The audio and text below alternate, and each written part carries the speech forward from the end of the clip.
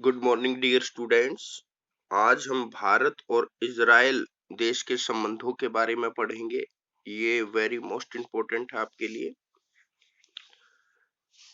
Dear student, Bharat Israel संबंध हम start कर रहे हैं। इजराइल के बारे में आपने सुना होगा, विश्व का एकमात्र यहूदी देश है। यहूदियों के बारे में जरा सा बता देता हूँ। बहुत सारे यहूदी पहले जर्मनी में रहते थे और जर्मनी का एक डिक्टेटर नेता रहा है हिटलर। हिटलर ने जर्मनी में यहूदियों के साथ बहुत भेदभाव किया, बहुत नाइंसाफी की, बहुत सारे यहूदियों को मारा जान से, बगैर किसी वजह के बगैर किसी सॉलिड वजह के उनको मारा।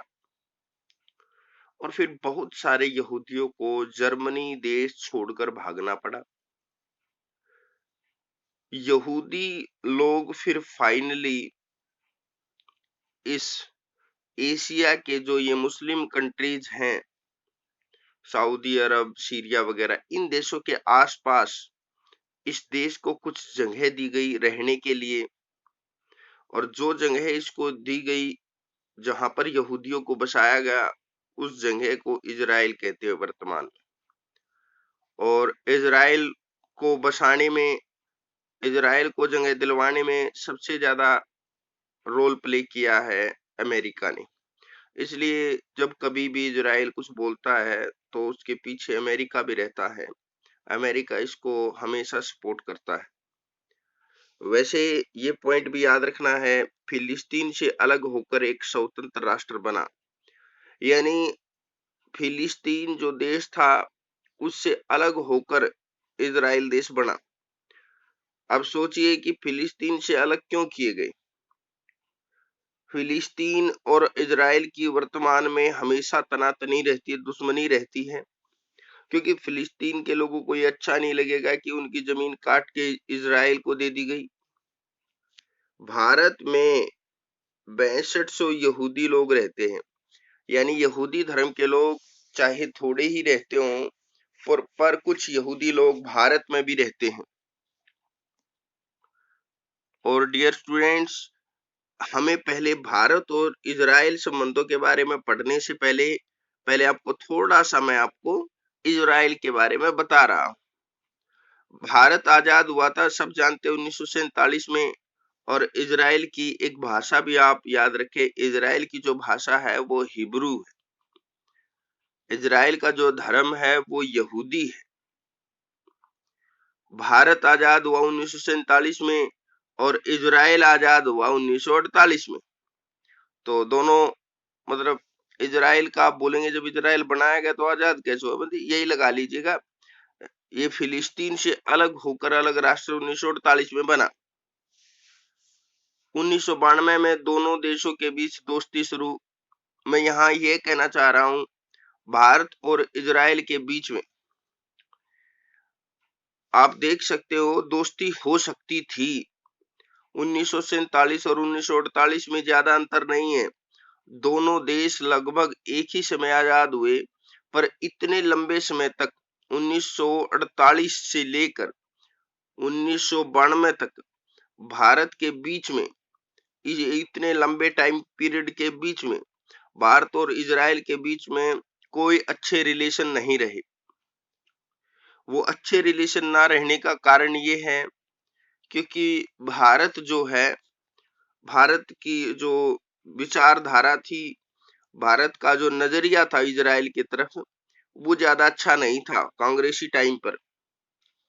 तो डियर स्टूडेंट, ये दोस्ती थोड़ी बहुत जो स्टार्ट होती है, फिर आगे आकर 1992 में भारत और इजराइल के संबंधों में थोड़ी सी अच्छे पॉइंट्स आने स्टार्ट होते हैं। दोनों तो एक दूसरे की तरफ दोस्ती का हाथ बढ़ाते हैं। और जब फिर मोदी सरकार आ जाती है तो पहली बार भारत और इजराइल के संबंधों के बारे में खुलकर बताया जाता है, दोस्ती को और अच्छे मुकाम पर पहुंचाया जाता है। देखिए, इजराइल के साथ संबंध बनाने में मोदी सरकार का बड़ा योगदान है, ये मानना पड़ेगा। ठीक है। अब देख लेते हैं, ये पॉइंट भी आप जरूर याद रखना। वर्तमान में भारत इजराइल संबंध, वर्तमान के हालात देख लीजिएगा। पिछले 25 वर्षों में दोनों देशों के बीच द्विपक्षीय व्यापार में बढ़ोतरी हुई है। अगर हम पिछले 25 सालों की अगर हम बात करें, 25 अगर तुम आज से लेकर पिछले 25 सालों तक अगर आप देखते हो, तो दोनों देशों के द्विपक्षीय व्यापार वो होता है जो दो पक्षों यानी दो देशों के बीच में जो व्यापार हो रहा हो। तो दो बार एक पॉइंट तो आप ये बता देंगे कि भारत और इजराइल के जो व्यापार है उसमें बढ़ोतरी हुई है। अरे किसी देश के साथ अगर हमारे व्यापार की बढ़ोतरी हो रही है तो क्यों हो रही है? हमारे रिलेशन अच्छे होंगे तभी तो बढ़ोतरी हो रही है।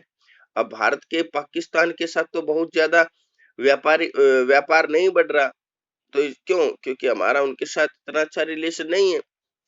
भारत इजराइल का 10वां सबसे बड़ा व्यापारिक देश है। जैसे मान लो कि इजराइल देश से अगर आप पूछो कि भाई तुम किन किन देशों के साथ सबसे ज्यादा व्यापार करते हो, तो इजराइल ये तो कहेगा नहीं कि हम सबसे ज्यादा व्यापार भारत से ही करते हैं, पर इजराइल जैसे 10वें नंबर पर सबसे ज्यादा भारत के साथ व्यापार करता है। यानी 9 राष्ट्र और ऐसे हैं जो इजराइल से भारत से भी ज्यादा व्यापार करते हैं, पर फिर भी टॉप 10 में आया है भारत, तो अच्छा खासा व्यापार होता है। दोनों देशों के बीच कृषि क्षेत्र के सहयोग देने के लिए द्विपक्षीय समझौता हुआ है। एक पॉइंट याद रखना, जो इजराइल देश है वो टेक्नोलॉजी में बहुत आगे है, साइंस एंड टेक्नोलॉजी में बहुत आगे है। तो और यहाँ पर इजराइल के भी साथ हमारे समझौते हुए हैं कृषि क्षेत्र को लेकर, क्योंकि एग्रीकल्चर में भी टेक्नोलॉजी का काफी बड़े लेवल पर यूज होने लगा है। और दोनों देशों के बीच कृषि क्षेत्र के सहयोग देने के लिए द्विपक्षीय समझौता, यानी एग्रीकल्चर सेक्टर में टेक्नोलॉजी हमें कौन देगा? इजराइल देगा। समझौता हुआ होगा तो क्या हुआ होगा? हमने टेक्नोलॉजी की मांग की होगी, क्योंकि इंडिया टेक्नोलॉजी के मामले में इजराइल जितना आगे नहीं है। भारत में अब इजराइल की ड्रिप सिंचाई टेक्नोलॉजी का यूज होता है। तो डियर स्टूडेंट, जैसे आपने जो बच्चे एग्रीकल्चर वगैरह से जुड़े रहे हैं उनको पता भी होगा, एक फुहारा सा ऐसे पानी निकलता है, उससे उसको ड्रिप सिंचाई बोलते हैं। जहां पर बारिश कम होती है उस एरिया में इस टेक्नोलॉजी का इस्तेमाल किया जाता है और कम पानी से ही एग्रीकल्चर संपन्न हो जाती है, कंप्लीट हो जाती है। और ये टेक्नोलॉजी हमने जो ली है, जो ये टेक्नोलॉजी है ड्रिप सिंचाई, ये टेक्नोलॉजी इजराइल की है और भारत में अब इजराइल की ड्रिप सिंचाई टेक्नोलॉजी का यूज होता है। यानी इजराइल की टेक्नोलॉजी का अब भारत में इस्तेमाल होता है। तो हमने ये टेक्नोलॉजी कहाँ से ली? इजराइल से ली। तो भारत और इजराइल के संबंध अच्छे होंगे तभी तो हम उनसे टेक्नोलॉजी ले रहे हैं और तभी तो वो हमको टेक्नोलॉजी दे रहा है। रूस के बाद इजराइल भारत को हथियार बेचने वाला तीसरा सबसे बड़ा देश है। रूस के बाद इजराइल भारत को हथियार बेचने वाला तीसरा बड़ा देश है। इसका मतलब सबसे ज्यादा हथियार हम खरीदते हैं अमेरिका से, दूसरे नंबर पर सबसे ज्यादा हथियार हम रशिया से खरीदते हैं और तीसरे नंबर पर सबसे ज्यादा हथियार हम इजराइल से खरीदते हैं। पर इसमें बहुत ज्यादा खुश होने की बात नहीं है। ठीक है, हम भारत इजराइल संबंधों के बारे में पढ़ रहे हैं तो बताना हमारी मजबूरी है कि भारत और इजराइल के रिलेशन किस हद तक अच्छे हैं कि हम उनसे इतने ज्यादा हथियार खरीदते हैं।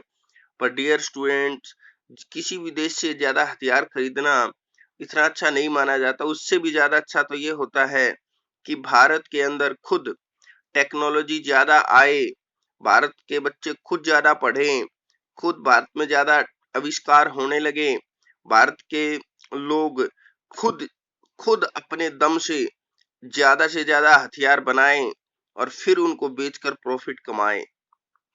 तो भारत के हित में तो वो तभी रहेगा। बट खैर, अभी भारत दूसरे टेक्नोलॉजी संपन्न देशों पर ज्यादा डिपेंडेंट है।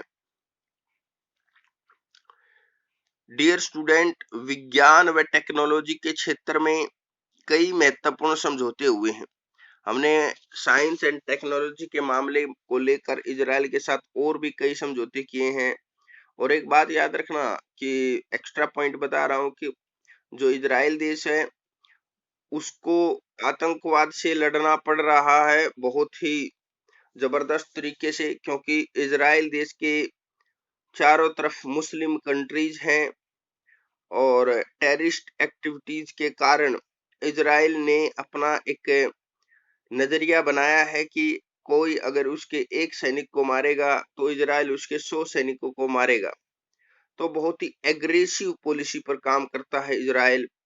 और सेना में सेवा देना कंपलसरी है, यानी हर एक आदमी को एक बार सेना में नौकरी करना जरूरी है, चाहे वो कम समय के लिए करे, टाइम पीरियड होता है उसमें, पर हर आदमी को वहां की सेना में जाकर ड्यूटी देना होता है, एक बार नौकरी लगती है सबकी।